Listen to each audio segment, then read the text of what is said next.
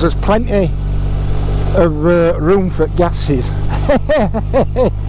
to escape from your arsehole, and I don't know if that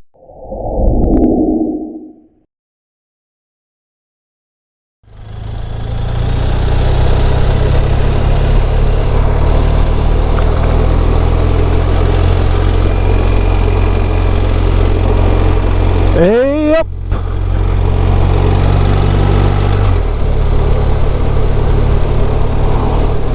Welcome back to that cornucopia of irrelevant conversation which is the Bingley Wheeler.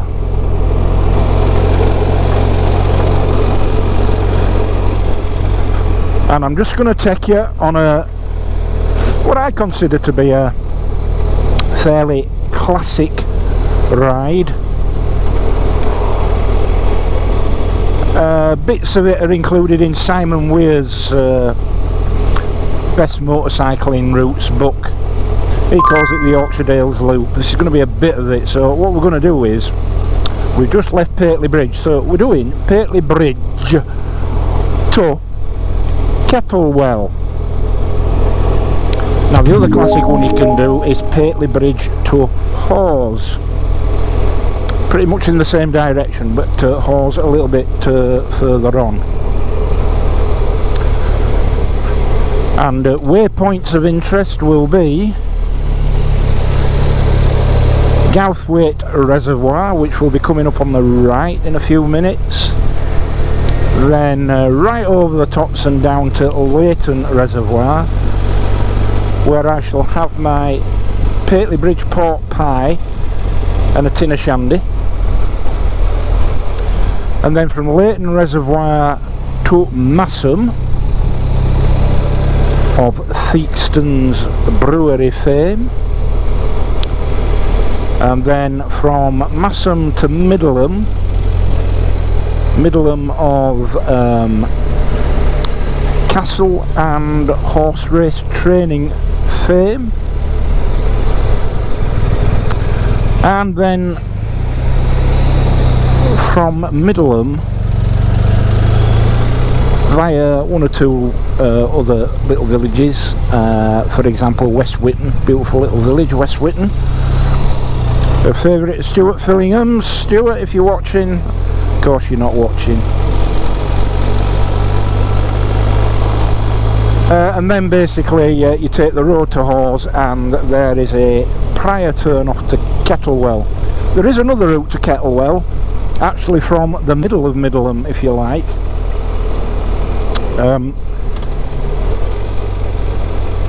And that's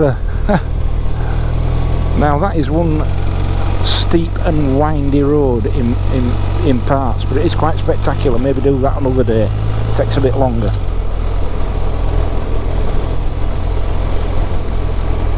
But I mean, look at it, it's the 1st of August today. The oppressive heat of recent weeks is long gone, but it's beautiful, sunny and dry, and what more can we ask for? And I'm sure you've heard me mention it before, but for those of you that haven't, this particular part of the Yorkshire Dales, it's the south-western part of the Yorkshire Dales National Park, and this is Nidderdale, which basically means the valley through which the River Nid flows. So, okay, what to mention? Right, well, let's have a talk about, were you in a position to make a choice between this bike, BMW R1250 RT, and the BMW R1250 GS or GS Adventure? Which would it be? Now, of course, I had, prior to this, a BMW R1200 GS Adventure, and I basically traded that in against this. And you might ask yourself why. And the two basic answers to that question: one, this is a much newer bike, and two, I don't really go off-road. So, if you were in the throes of anxiety around making that decision between the two bikes, I would simply say, do you do much off-roading? Now, of course, the background narrative to all this, the reality is, as I'm sure you're all aware, the vast majority of GS and GS Adventure riders do not go off-road. And in fact, any proper off-road enthusiast, any proper off-road motorcycling enthusiast, that's Gouthwaite Reservoir by the way, would tell you that the best bikes for off-road are the lighter bikes, the smaller engine capacity bikes, things like the Yamaha Tenere 700, bikes of that nature.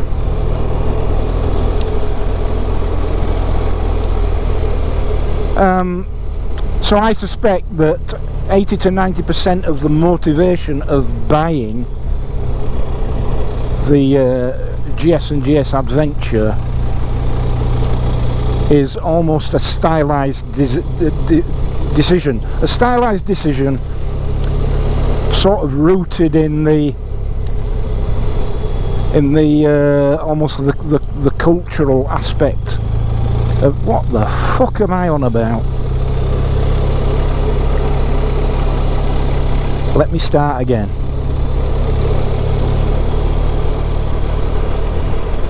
So I'd suggest that 80 and 90% of the motivation for people buying the R1200 GS and GS Adventure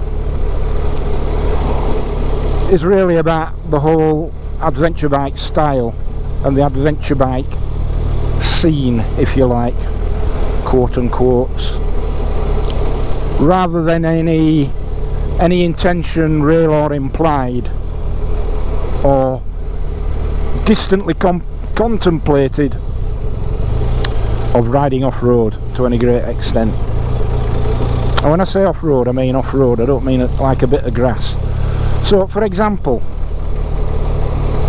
if you're thinking to yourself, well, I might want to go to a bike rally or a biking event or some other event where I have to park in a field, and grass might get a bit wet and I won't want to get stuck, so really what I do need is more of an adventure bike than a touring bike like this. Well,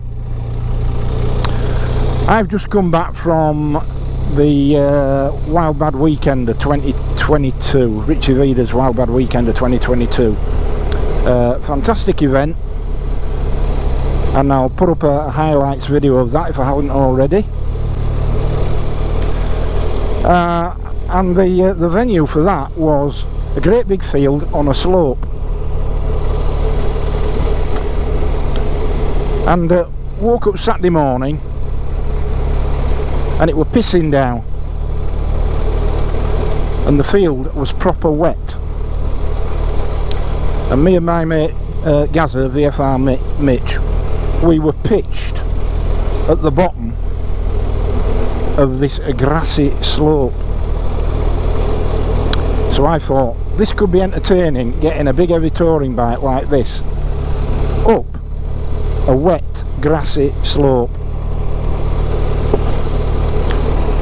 But you know what, all I needed to do was, I put because it was in dynamic mode, which is where I have it usually, the throttle setting I usually have as dynamic. There are three settings: dynamic, road and rain.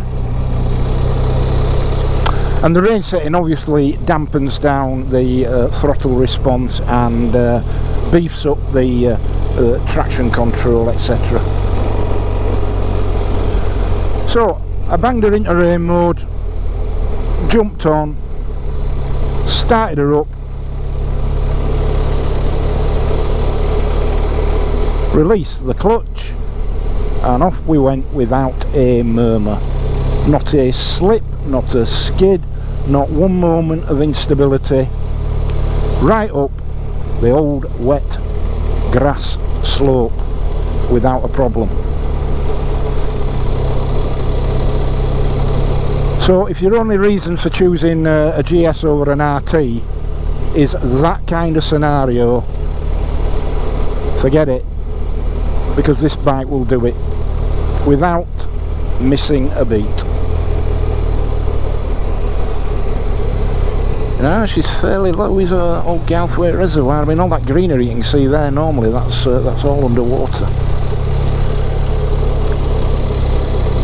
Yeah, the other thing I'd say about this, the advantage this bike definitely has over the GS, and perhaps to a lesser extent, but certainly existent over the GS Adventure, is the amount of weather protection.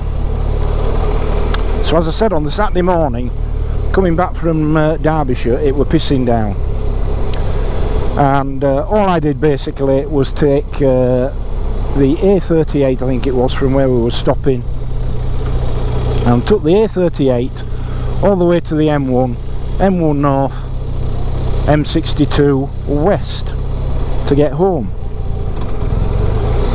and it were pissing down. And not only was it pissing down on the way back, but on the way to the event, for the most part, the first half of the journey, that were pissing down as well, albeit that was on the switchbacks on the back roads over the tops down into Derbyshire. And on neither occasion did my textile suit even get a little bit wet. Not at all. And the thing with this bike is, while ever you're in forward motion, the design of this incredibly wide front fairing and this electrically adjustable screen is such that all the adverse weather is channeled around you, all the wind and rain is channeled around you, so you don't get wet. Now admittedly on the GS Adventure it's got that wide front end, but it is nowhere near, in my experience, as capable at protecting you from the weather as this bike is. So that'd be another very good reason, if you're looking for a capable touring bike and you've narrowed it down to those 2 or 3 models. If you're not going serious off-road, then that's another very good reason to go for this bike. I also think it is a lot more comfortable than the GS. I also think, and this is purely subjective, I accept, but it's a better looking bike. I'm old school really. I was sort of brought up, I'm a child of the 60s. I sort of grew up in the 70s and I was a young man in the early 80s, and certainly around the late 70s and early 80s the fully faired BMW R75s, R80s, R100s as they were back then, the old school bikes, they were the definitive touring bikes back then, and I was forever lusting after them, lusting even after them. Lustering? That's a paint finish. What am I talking about? Lusting after a big touring bike, but of course could never afford it back in the day. And the first fully faired big touring bike I got to ride was in 1986, and it was a BMW R80 RTP. Yes, you've guessed it, a police motorcycle. I was on the police advanced motorcycle course, and on week 3 I crashed it and broke my leg in 3 places. So yeah, enough said. But like I say, yeah, I'm old school, and if you're of that view, this is a touring bike. And I know there's a real hullabaloo about the GSs and GS Adventures, because they are top sellers. They far outsell this model, that's for sure. But what I am saying is, in my opinion, and it is only my opinion, but it is based on personal experience, if you're touring and your off-road aspirations do not extend beyond the odd gravelly or grassy wet slope, this is the better bike. You buy this bike, you get the panniers chucked in. So the prices that you see quoted for this motorcycle include the panniers. They don't with the GS. And BMW luggage, you can be talking, easily talking, £1,000 to £1,500 by the time you're finished. Other than that, obviously both bikes are packed with electronics. I mean, this has rider modes, it has a 6-axis IMU, it has cruise control, heated grips, heated seats, front and rear. There's an option for a quick shifter, da-di-da-di-da, all there. But I actually find the two most useful features of this bike, and one's an accessory and one isn't really. So the one that isn't an accessory as such, it's built into the electronics, is the hill hold, the automatic hill hold. And I didn't think that I would be inclined to use something like that very much, but absolutely came into its own. Particularly on the Wild Bad Weekender, there was Rich's ride out, obviously, an 80-mile ride out, you know, sort of 4 hours riding all around the Derbyshire and Staffordshire countryside. And there's some, you're talking about 350 plus bikes, so you can imagine there were plenty of stop-start going on, and plenty of stop-start going on fairly steep hills, often on bends, and to be able to actually apply the brakes and have your feet and hands completely free of the bike to give your muscles a rest was a great benefit. So I am liking that. What's going on here? Talk about timid.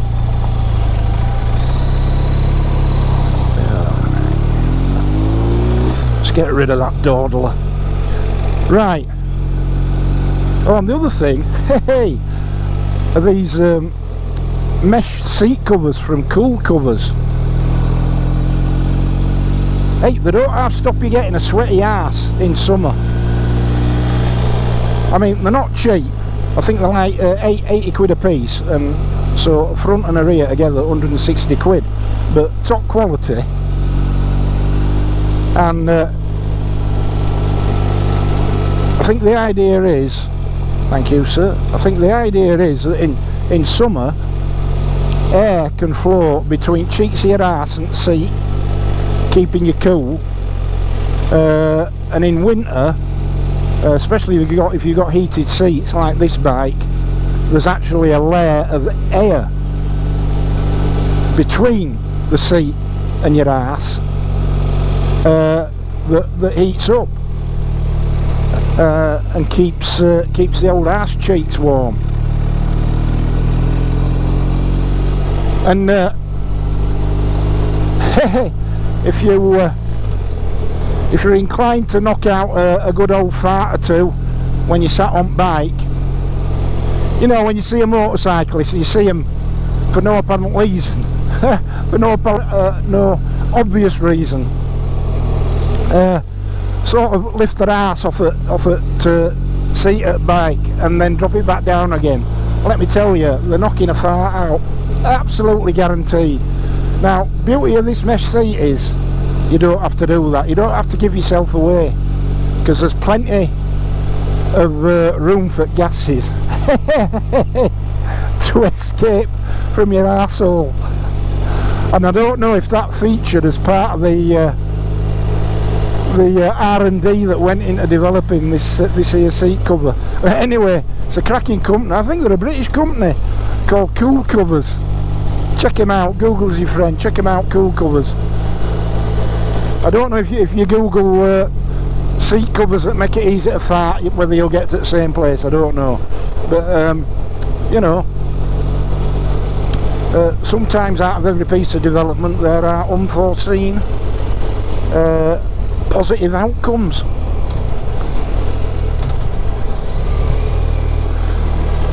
Brilliant, what a laugh.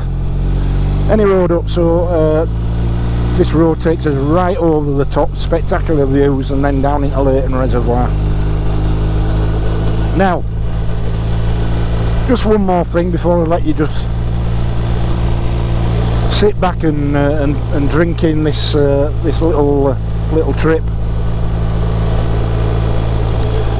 There is a new bike coming to the channel. Oh yes. Not another one, you're saying? Yes, another one. So, brand new bike coming in a couple of days. I'm not getting rid of this. No, this is stopping. No, new bike coming. And I'll give you a clue. I'll do a little unveiling. A little unveiling video at some point, because everybody does it. It's a bit of a tired old cliche, isn't it? But, you know,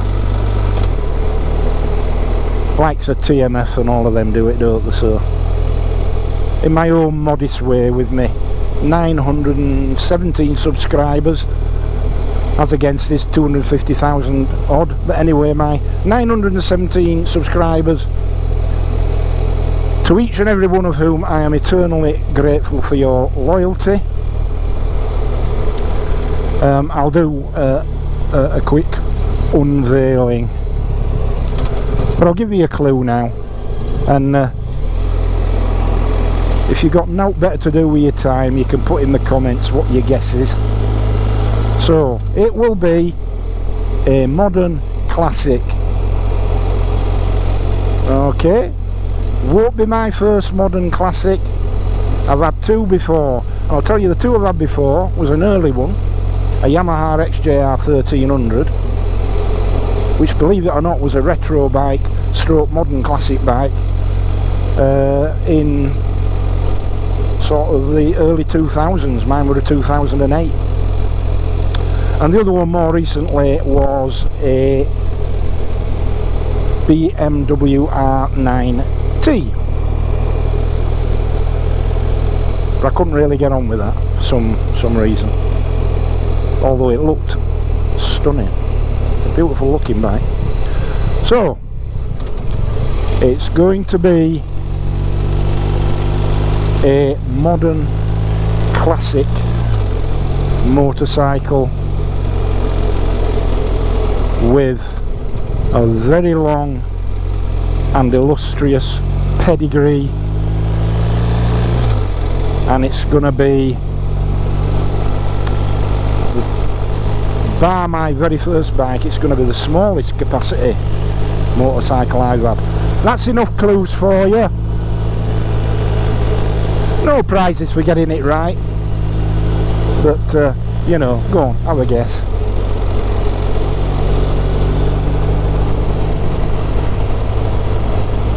Here we are, look, middle of nowhere. We've got a white van coming one way and a bloody bin wagon going other. Bin wagon up here.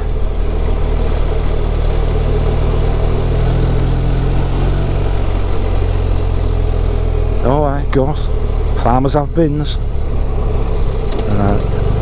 I don't want to go in all that shit, so I'll just come down here, thank you. Right.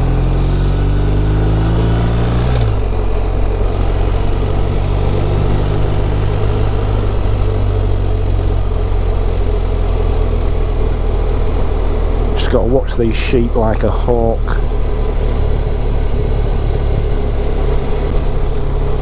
The only thing you can predict with sheep is the unpredictable.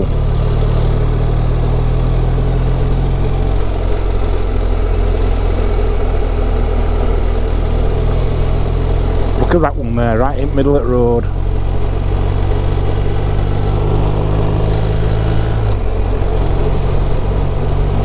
Now as we come over at tops here, you'll be able to see right down into the valley.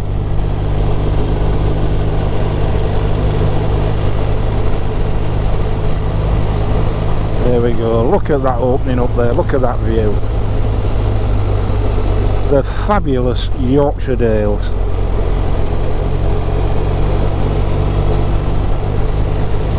God's own county, no finer county.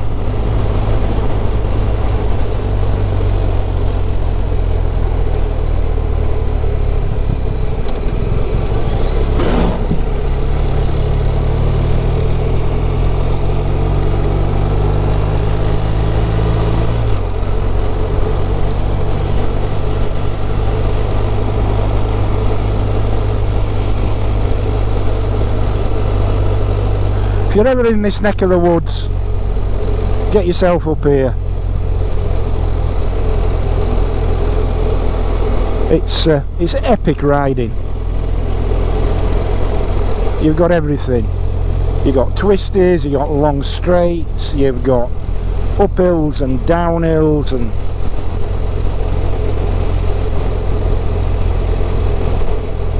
just about everything you could wish for, and all laid out before you in this incredible landscape. There's Leighton Reservoir, and of course, look how low it is, and that's a bit of an issue at the moment in certain parts of the country. And everybody seems to get in a panic over it, but let me tell you, I've seen reservoirs this low and much lower many times over the years. When you get to my time of life, miserable old bastard, 60-year-old now, turned 60 a couple of weeks ago. But you know, I mean, I remember the summer of 1976, I was 13, 14 year old, when it was far worse than this. I remember the summer of 1995, when I was a sergeant working out of Toller Lane Police Station in the middle of Bradford. That were worse than this. I remember 2006, long hot summer, that were worse than this. And of course more recently 2018, and that were worse than this. So I don't know why people keep getting a panic on. So I'm going to pull in here. You can see, yeah, it's low. It's low. But it's been lower. So I'm just going to pull in here and have a pie and me shandy, and then we'll resume the journey towards Kettlewell.